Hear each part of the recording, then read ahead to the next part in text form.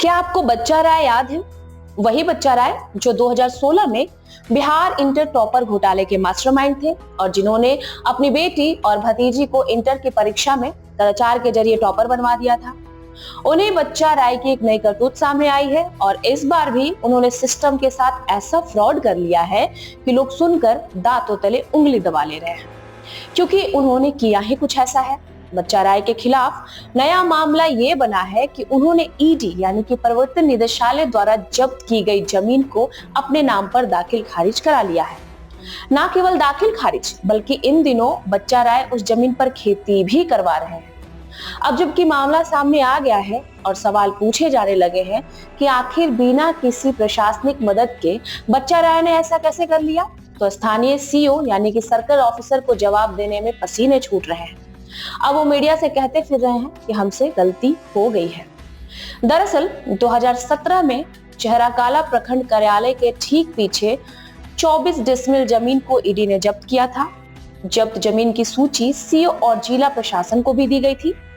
मालूम हो कि जमीन बच्चा राय की ही थी, जिसे इंटर टॉपर घोटाले में कार्रवाई के दौरान ईडी ने जब्त कर लिया था, लेकिन जब्ती के समय तक दाखिल खारिज नहीं हो सका था। जब्ती के बाद जमीन का मालिकाना हक केवल ईडी का था, इसलिए दाखिल खारिज हो भी नहीं सकता था। इस जमीन का डीड नंबर 5124, खाता संख्या 205 और खेत संख्या 597, 598 और 599।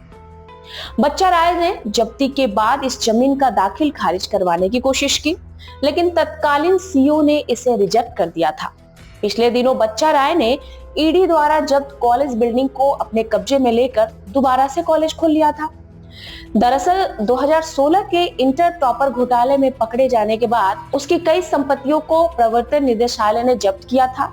सभी जब्त संपत्तियों की एक सूची जिला प्रशासन से लेकर सीओ तक को दी गई थी।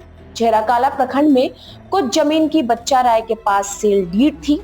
उन जमीनों का दाखिल खारिज नहीं हो सका था। जब मामला थोड़ा शांत हुआ है, तभी से बच्चा राय जमीन की दाखिल खारिज में लगा हुआ था। कई सीओ ने दाखिल खारिज को रिजेक्ट कर दिया था। बाद में 2 सीओ ने 3 जमीनों की दाखिल खारिज करा दी थी। पहली बार 2016 में अमित कुमार उर्फ बच्चा राय की कुछ संपत्तियों की जब्ती की गई थी।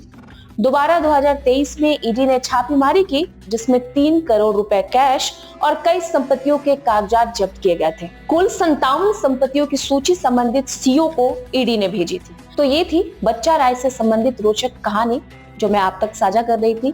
आगे देखते हैं कि इस कहानी में कौन सा नया मोड़ आता है। अब बने रहिए हमारे साथ लाइव बिहार पर।